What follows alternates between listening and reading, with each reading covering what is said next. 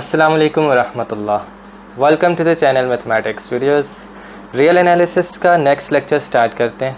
आज हम countable and uncountable sets पर डिस्कशन करेंगे। काफ़ी इंटरेस्टिंग लेक्चर है और इसमें काफ़ी इंपॉर्टेंट थ्योरम्स को स्टेट एंड प्रूफ किया जाएगा। एज़ यूजुअल लेक्चर स्टार्ट करने से पहले आज की हाइलाइट्स देख लेते हैं। इस लेक्चर में हम डीनंबरेबल सेट्स को डिफ़ाइन करेंगे और फिर उसके बाद countable sets and uncountable sets को भी डिफ़ाइन करेंगे और इनसे रेलेवेंट कुछ इंपॉर्टेंट कंसेप्ट्स भी सीखेंगे। इसके बाद हम दो इंपॉर्टेंट थ्योरम्स को स्टेट एंड प्रूफ करेंगे। पहला थ्योरम है theorem number 8, every infinite subset of natural numbers is countable. Moreover, if set A is an infinite set with the cardinality at most equal to the cardinality of set of natural numbers, then the cardinality of set A is equal to the cardinality of set of natural numbers. इसके बाद हम theorem number 9 करेंगे जिसकी statement है if the set T is the subset of the set S, then if the set S is countable, then the set T is also countable. इसका दूसरा part है if set T is uncountable then the set S is also uncountable. Highlights आपने मुलाहिजा की हैं, video को and तक देखिएगा और ज़्यादा से ज़्यादा ग्रुप्स में इसे शेयर कीजिएगा। काउंटेबल एंड अनकाउंटेबल सेट्स को डिफ़ाइन करने से पहले हम डीनंबरेबल या काउंटेबली इनफाइनाइट सेट्स को डिफ़ाइन करेंगे। डीनंबरेबल सेट एक ऐसा इनफाइनाइट सेट है कि जिसके एलिमेंट्स की एक लिस्ट बनाई जा सकती है और ये लिस्ट डेफिनेटली इनफाइनाइट होगी, यानी कि इसके अंदर इनफाइनाइटली मैनी एलिमेंट्स होंगे और इस लिस्ट के अंदर इस सेट के तमाम एलिमेंट्स मौजूद होंगे और इस सेट के अलावा किसी दूसरे सेट के एलिमेंट्स नहीं होंगे। अब इस बात का मतलब ये है कि एक बाइजेक्शन एग्जिस्ट करेगी from the set of natural numbers on to that denumerable set. इस चीज़ को समझने के लिए हम सपोज करेंगे हमारे पास एक सेट S है जो कि डीनंबरेबल है। इसके एलिमेंट्स कौन से हैं? सबसे पहला एलिमेंट A1, दूसरा A2 up to so on to AK and so on. आप देख सकते हैं कि इस सेट के अंदर हमने इस सेट के एलिमेंट्स की लिस्ट बनाई है जिसमें सबसे पहला एलिमेंट A1 है, इस लिस्ट का सेकंड एलिमेंट A2 है, up to so on kth element AK है एंड सो ऑन। बाइजेक्शन कैसे बनाई जा सकती है? ये आपका सेट N है यानी सेट ऑफ नेचुरल नंबर्स और ये आपका सेट S है। इसके elements A1, A2 up to so on to AK and so on. इस सेट के elements 1, 2, 3 up to so on to K and so on. इस सेट का पहला एलिमेंट A1 है, यानी कि हम इस 1 को करस्पॉन्ड कर सकते हैं A1 से। इसी तरह से 2 को करस्पॉन्ड कराया जा सकता है A2 के साथ, K को करस्पॉन्ड कराया जा सकता है AK के साथ एंड ये 1-to-1 करस्पॉन्डेंस इनफाइनाइटली टाइम्स चलती रहेगी।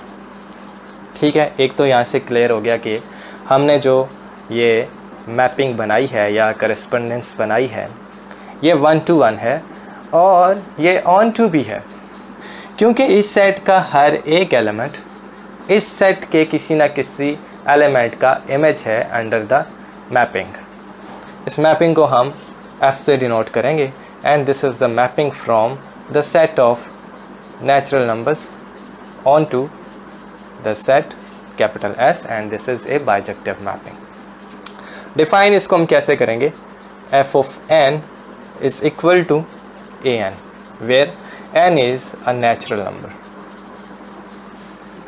ठीक है, पहला नेचुरल नंबर पुट करें यानी कि n इक्वल टू 1 पुट करें तो आपके पास इस सेट का पहला एलिमेंट A1 आएगा। दूसरा नेचुरल एलिमेंट पुट करें तो इस सेट का दूसरा एलिमेंट आएगा and up to so on. ठीक हो गया। तो ये था कंसेप्ट बाइजेक्शन का। याद रहे कि इसी तरह का कंसेप्ट हमने पहले लेक्चर में भी सीखा था। हमने वहाँ पर सीखा था कि एक सेट फाइनाइट उस वक्त होगा या उसके पास n एलिमेंट्स उस वक्त होंगे कि जब एक बाइजेक्शन एग्जिस्ट करे फ्रॉम n यानी from first n natural numbers on to that set. ठीक है, और उसी कंसेप्ट को अब हमने एक्सटेंड कर दिया है डी नंबरेबल सेट्स पर, उसी कंसेप्ट को लेकर आए। तो ये थी डेफिनेशन, होपफुली आपको समझ आ गई होगी। अब हम यहाँ से कुछ रिजल्ट्स जो है इम्पोर्टेंट रिजल्ट्स ड्रॉ करेंगे। सबसे पहला रिजल्ट ये है कि सेट ऑफ नेचुरल नंबर्स और किसी भी डी नंबरेबल सेट की कार्डिनैलिटी इक्वल होगी, यानी कि इनके नंबर ऑफ एलिमेंट्स इक्वल होंगे। जितने इसके अंदर एलिमेंट्स हैं उतने ही इसके अंदर भी एलिमेंट होंगे। कार्डिनैलिटी को हम एब्सोल्यूट वैल्यू से डिनोट किया करते हैं। एब्सोल्यूट वैल्यू ऑफ n यानी कि cardinality of n is equal to cardinality of s। ठीक है, जब भी एक बाइजेक्शन एग्जिस्ट करेगी from the set of natural numbers on to a set, तो इसका मतलब होगा कि वो सेट जो है वो डी नंबरेबल होगा और उसकी कार्डिनैलिटी और सेट ऑफ नेचुरल नंबर्स की कार्डिनैलिटी इक्वल होगी। ठीक है, और इस बात का ये मतलब भी है कि ये वाला सेट S और set of natural numbers equivalent होंगे। So the set S is equivalent to the set of natural numbers, या set of natural numbers is equivalent to the set S। ठीक हो गया। सेट्स की इक्विवेलेंस के बारे में हम नेक्स्ट लेक्चर में सीखेंगे और इससे रिलेटिव कुछ क्वेश्चंस भी करेंगे।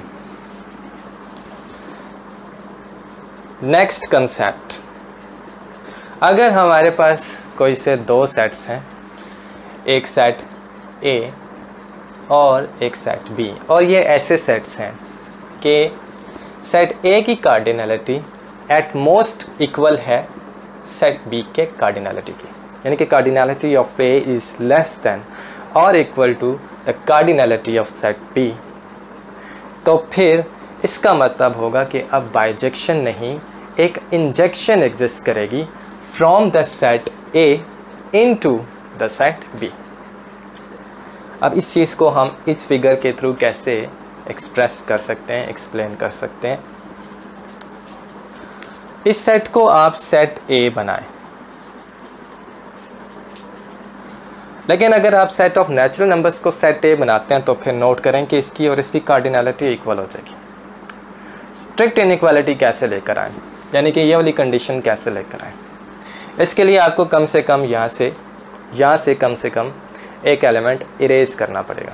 ठीक है, हम इस एलिमेंट K को इरेज कर देते हैं। ठीक है, तो ये सेट क्या बन जाएगा, n minus the set containing only K। ठीक है, यानी कि complement of this set with respect to the set of natural numbers, और ये वाला सेट B है। अब आप देख सकते हैं कि बल्कि इसके अलावा आपका जो मैपिंग F था, जो कि बाइजेक्टिव मैपिंग थी, उसको अब आप रिस्ट्रिक्ट करें किसके ऊपर, इस सेट के ऊपर। ठीक है, तो अब जो आपके पास फंक्शन आएगा वो क्या होगा, वो इस फंक्शन की रिस्ट्रिक्शन कहलाएगी। ये चीज़ आप जानते हैं। अब आप देखें कि इस सेट के पास एक एलिमेंट AK ऐसा है जो इस सेट के किसी भी एलिमेंट का इमेज अंडर दिस मैपिंग नहीं है। ठीक है, रिस्ट्रिक्शन है, इसको मैं F1 से डिनोट कर देता हूँ। F1 is the restriction of F to this set. तो इस सेट के पास एक एलिमेंट AK ऐसा आ गया है कि जो इस सेट के किसी भी एलिमेंट का इमेज अंडर F1 नहीं है। ठीक हो गया, क्योंकि ये सेट तो इस सेट का ये वाला एलिमेंट जो है वो इस वाले सेट में जो कि अंडर डिस्कशन है उसमें मौजूद ही नहीं है। ठीक हो गया, तो इसका मतलब हुआ कि ये वाली जो रिस्ट्रिक्शन है ये अब ऑन टू या सब्जेक्टिव नहीं रही, और इसी वजह से ये बाइजेक्टिव भी नहीं है। तो इसलिए मैंने कहा एक इंजेक्शन एग्जिस्ट करेगी from this set into this set. Clear हो गया, होपफुली समझ आ गई होगी।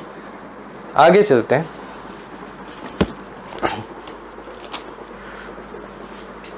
अब हम काउंटेबल सेट्स को डिफाइन करेंगे।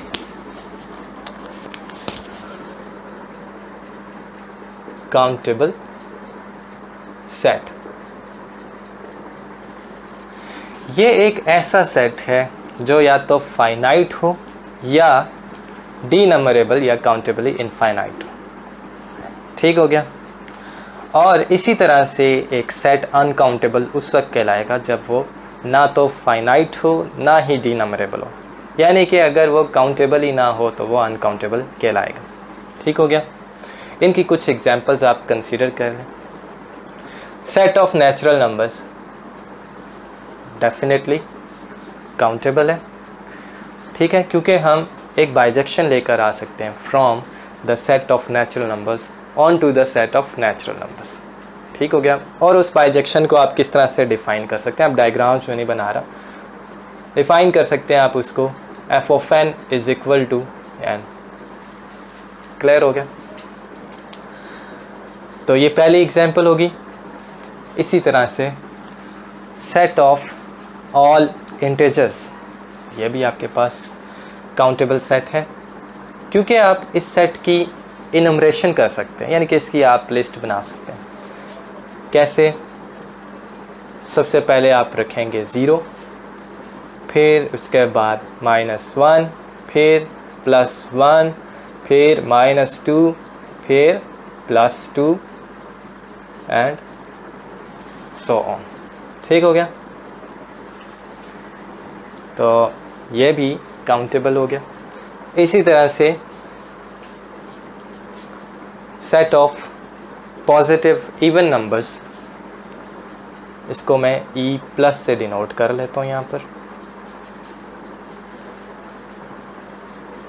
इसमें कौन कौन से एलिमेंट्स आएंगे?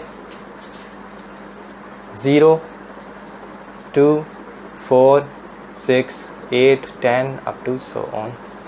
लिस्ट बन गई। तो ये भी काउंटेबल हो गया। ठीक हो गया। इसी तरह से set of odd numbers, odd integers, वो भी है, या set of non negative integers. ठीक है, G+। इसके अंदर कौन कौन से एलिमेंट्स आ जाएंगे? 0, 1, 2, 3 and up to so on. ठीक हो गया। इसी तरह से सेट ऑफ नेगेटिव इंटीजर्स, ये भी क्या हो जाएंगे?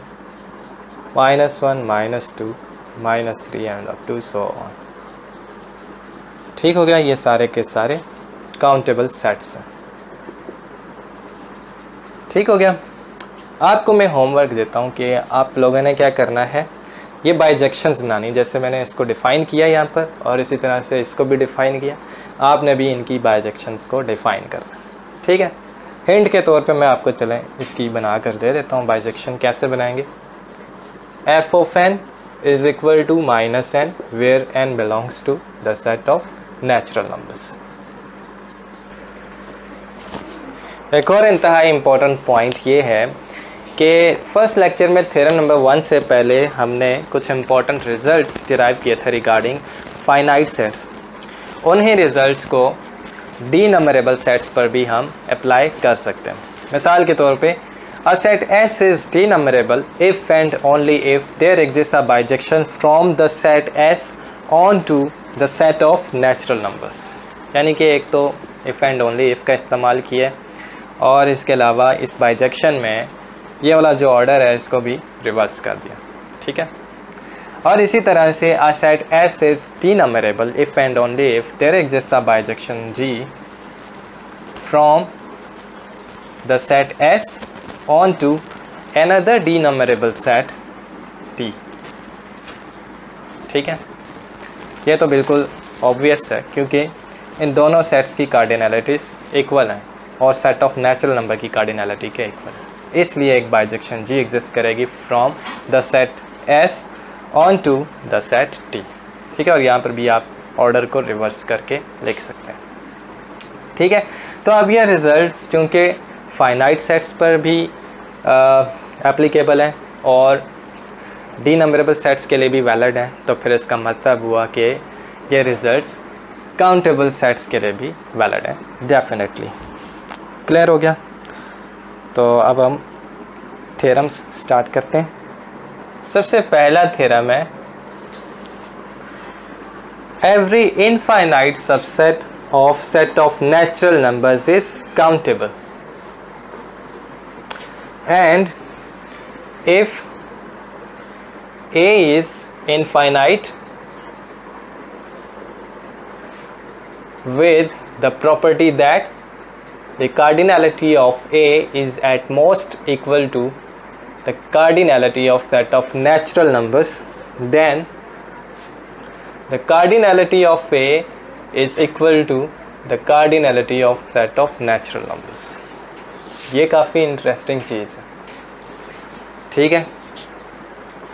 ए की कार्डिनलिटी जो है वो लेस देन और equal to the cardinality of set of natural numbers है, यानी कि ये चूँकि इसका सबसेट है तो फिर इसका मतलब हुआ कि सेट ए जो है वो सेट ऑफ नेचुरल नंबर्स का प्रॉपर सबसेट भी हो सकता है, और इस केस में भी इसकी कार्डिनलिटी और इसकी कार्डिनलिटी इक्वल होगी। है काफ़ी कंफ्यूजिंग चीज़ हो सकती है। कहने का मतलब ये है कि ये आपका सेट ऑफ नेचुरल नंबर्स क्या है, 1 है, 2 है, 3 and up to so on. इसका कोई प्रॉपर सबसेट लेकर आ जाए, ठीक है। यहाँ से कुछ एलिमेंट्स आप निकाल लें, ठीक हो गया। 1 और 2 को ख़त्म कर दें, 3, 4, 5, 6 and up to so on. ये थ्योरम कह रहा है कि इसके पास और इसके पास इक्वल नंबर ऑफ एलिमेंट्स, ठीक है। तो आपने गलीलियो की तरह से कंफ्यूज नहीं हो जाना, परेशान नहीं हो जाना। इसको हम यहाँ पर फॉर्मली प्रूफ भी करेंगे, ठीक है।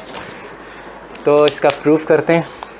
प्रूफ इसका काफ़ी सिंपल है। सपोज़ करें कि हमारे पास एक सेट S है जो कि सेट ऑफ नेचुरल नंबर्स का एक सबसेट है, और इसके अलावा ये सेट इनफाइनाइट भी है। तो ये चीज़ तो आपको गिवन है। और चूँकि ये सेट S इनफाइनाइट है तो फिर इसका मतलब हुआ कि ये नॉन एम्प्टी होगा, ठीक है। So this implies that the set S is not equal to 5। अब हम well ordering property of set of natural numbers use करेंगे। इस प्रॉपर्टी के मुताबिक अगर सेट ऑफ नेचुरल नंबर्स का कोई सबसेट नॉन एम्प्टी है तो फिर उस सबसेट में एक लीस्ट एलिमेंट भी पाया जाएगा, यानी कि एक ऐसा एलिमेंट होगा जो बाकी तमाम एलिमेंट से छोटा होगा, ठीक हो गया। तो इसके आगे आप लिखेंगे चूँकि ये सेट S नॉन एम्प्टी है और सेट ऑफ नेचुरल नंबर्स का सबसेट है, तो फिर by well ordering property of set of natural numbers there exists a least element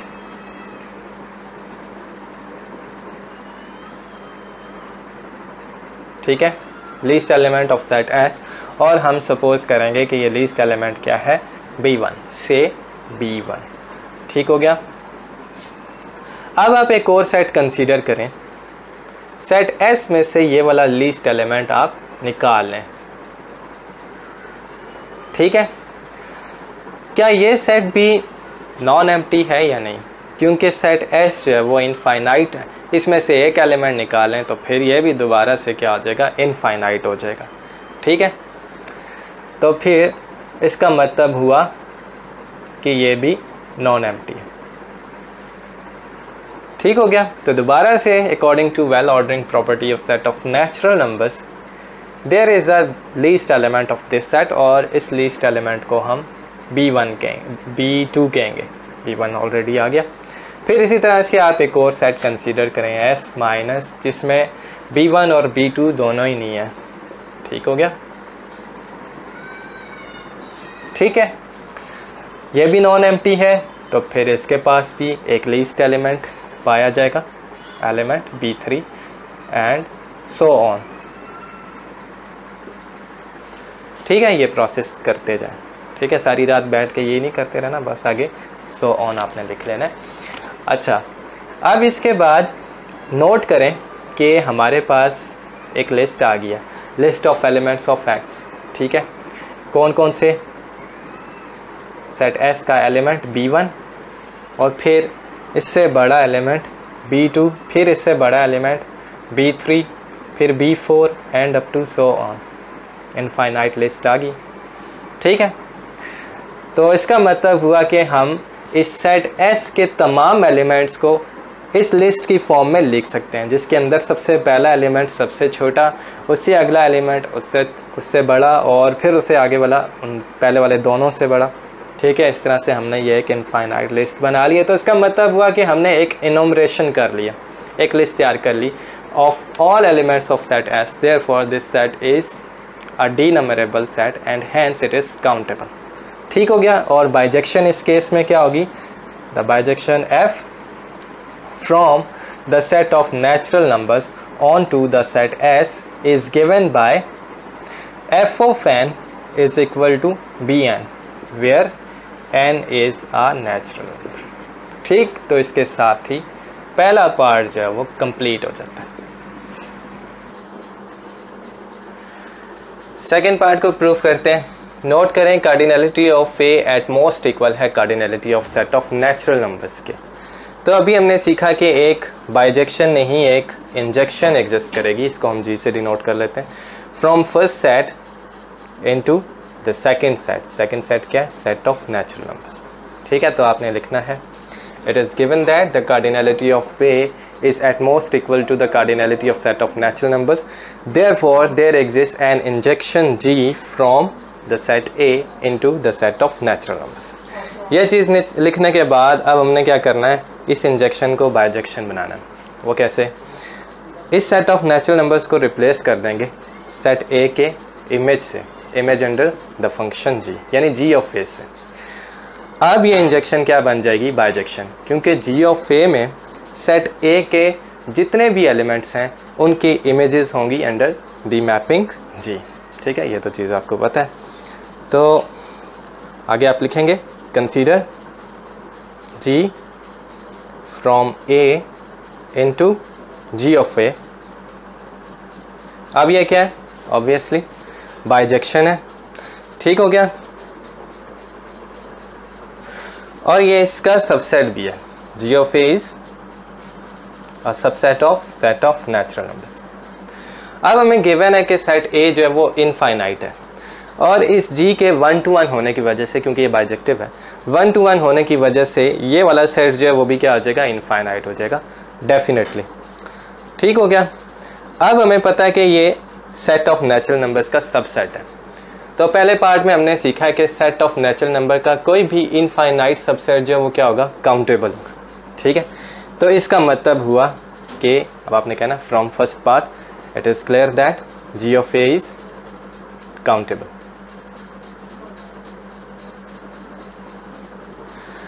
ठीक हो गया, काउंटेबल सेट है और है भी इनफाइनाइट। तो हमें पता है कि ऐसे सेट की कार्डिनलिटी किसके इक्वल होती है, सेट ऑफ नेचुरल नंबर्स के इक्वल होती है।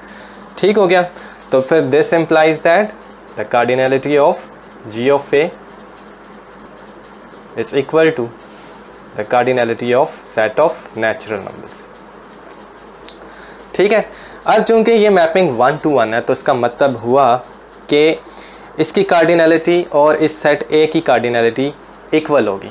या अगर आप ये वाला कंसेप्ट लगाएं तो इसके मुताबिक इस सेट और इस सेट की कार्डिनलिटी, जो कि दोनों इनफाइनाइट सेट्स हैं, इनकी कार्डिनलिटी किसके इक्वल होगी, सेट ऑफ नेचुरल नंबर्स के इक्वल होगी।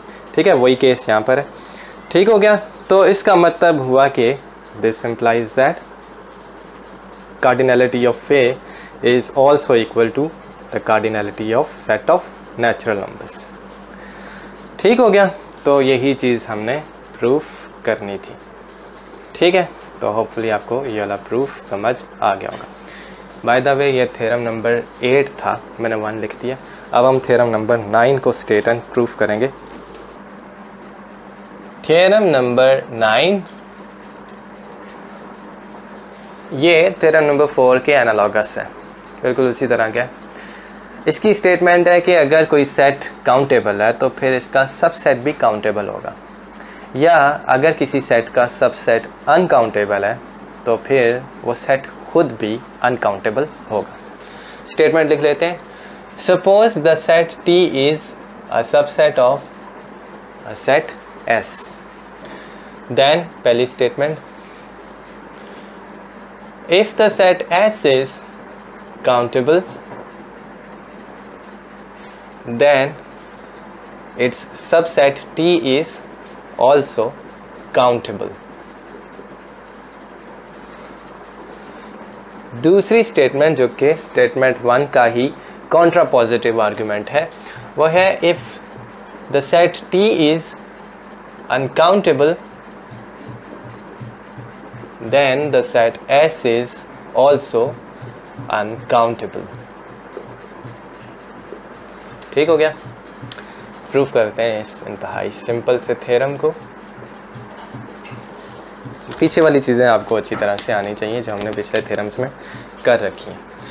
अगर हम सेट S को काउंटेबल लेते हैं, ये आपको गिवन है, तो फिर इसका मतलब है कि सेट S जो है वो या तो फाइनाइट होगा या तो डी नंबरेबल होगा।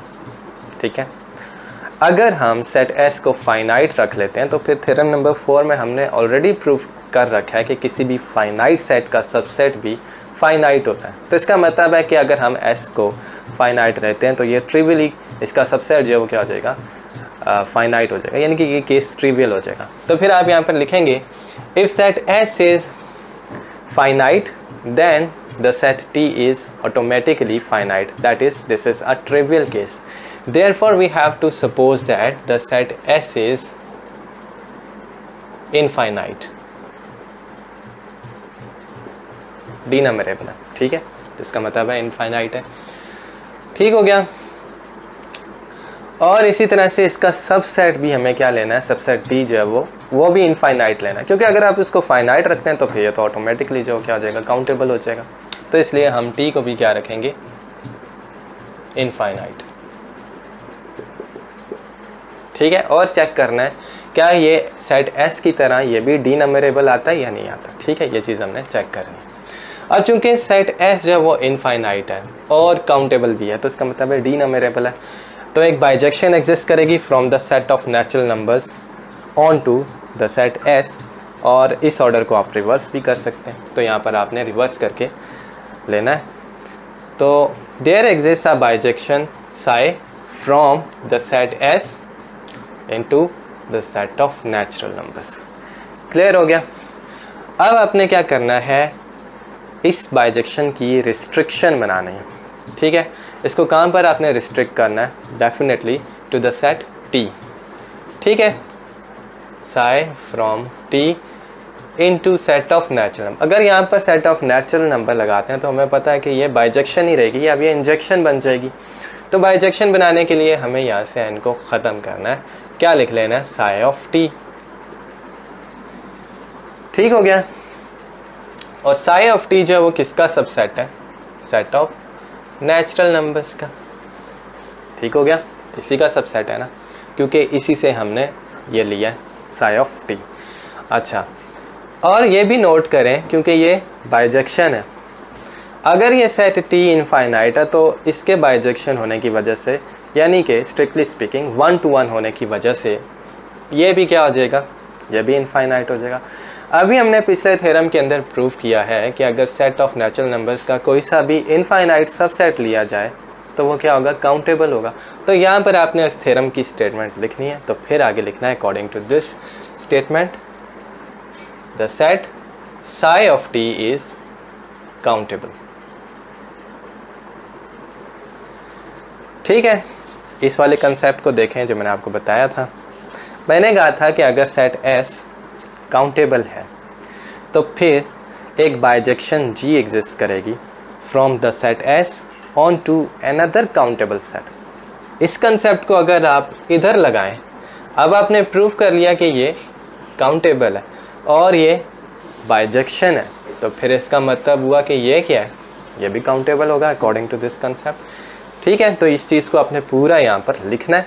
उसके बाद आपने लिखना है कि this implies that the set T is countable. ठीक है, आसान सा इसका प्रूफ था, जस्ट थोड़ा सा इसको समझने की ज़रूरत है। बुक्स के अंदर इसको काफ़ी मुश्किल तरीक़ों से किया हुआ है, तो कोशिश किया मैंने थोड़े आसान तरीके से कराऊँ। मैं आपको बता देता हूँ कि मैंने ये प्रूफ्स कहाँ से उठाए हैं। ये वाला जो प्रूफ है ये मैंने लिया है रॉबर्ट जी बाटल की बुक से ही लिया हुआ है, उसके अपेंडिक्स बी से। लेकिन जो पहले वाला जो प्रूफ था थ्योरम नंबर 8 का, वो मैंने केनेथ की बुक से लिया है। ये आपकी रिकमेंडेड बुक तो नहीं है, KENNETH, केनेथ की book real analysis and its application, वहाँ से उठाया। ठीक है, क्योंकि इसके अंदर अब रॉबर्ट जी बाटल की बुक के अंदर इसको काफ़ी मुश्किल तरीके से किया हुआ था। ठीक हो गया।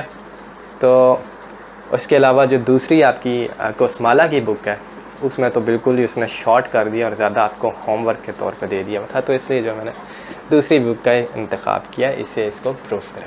बहरहाल ओके, हमने इस पार्ट को प्रूफ कर लिया। अब हमने इसका कॉन्ट्रा पॉजिटिव आर्गूमेंट करना है। अगर आपको पेपर में क्वेश्चन आ जाता है कि prove that if the set T is uncountable then the set S is uncountable, तो इसके लिए आपको क्या करना पड़ेगा, पहले वाले पार्ट को प्रूफ करना होगा। इसको प्रूफ कर दिया तो फिर इसका मतलब है कि ये वाला पार्ट ऑटोमेटिकली प्रूफ हो गया। जस्ट आपने लिखना है कि ये वाला जो पार्ट है, ये वाली जो चीज़ है, ये इस वाली चीज़ की ही एक कॉन्ट्रा पॉजिटिव आर्गूमेंट है। ठीक है, तो आप लिखेंगे since this is the Contra positive argument of this one therefore it is automatically true. बस दैट्स इट। अगर नहीं समझ आई तो फिर इस तरह की मैं देसी एग्जांपल्स बहुत सारी दे चुका हूँ, आज भी एक और दे देता हूँ कि अगर आप इस्लामाबाद में, तो इसका मतलब है कि आप पाकिस्तान में। ठीक है, पहली स्टेटमेंट आपकी क्या बन गई, यू आर इन इस्लामाबाद।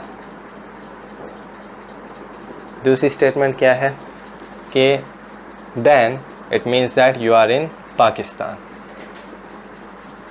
ठीक है, यानी कि एक सेट अगर काउंटेबल है तो फिर इसका सबसेट भी काउंटेबल होगा। अब इस वाली बात का, इस्लामाबाद और पाकिस्तान वाली बात को अगर हम इसी का कॉन्ट्रा पॉजिटिव आर्गूमेंट लें, तो इसका मतलब यह है कि अगर आप पाकिस्तान में नहीं हैं, नॉट इन पाकिस्तान, तो इसका क्या मतलब होगा, you are not in Islamabad. ठीक है, यानी कि if the subset is not countable, uncountable, then the set itself is uncountable. ठीक हो गया। तो ये मतलब था मेरी बात का कि अगर आपको सिर्फ ये चीज़ प्रूफ करनी है, तो फिर इसका मतलब है पहले आप इस चीज़ को प्रूफ करेंगे और आगे लिख लेंगे कि ये वाली जो चीज़ है वो इस चीज़ का कॉन्ट्रा पॉजिटिव आर्गूमेंट है। ठीक हो गया। तो ये था आज का लेक्चर। होपफुली आपको इसकी अच्छी समझ आई होगी, आपने एंजॉय किया होगा। शेयर करते रहिएगा। Thanks for watching.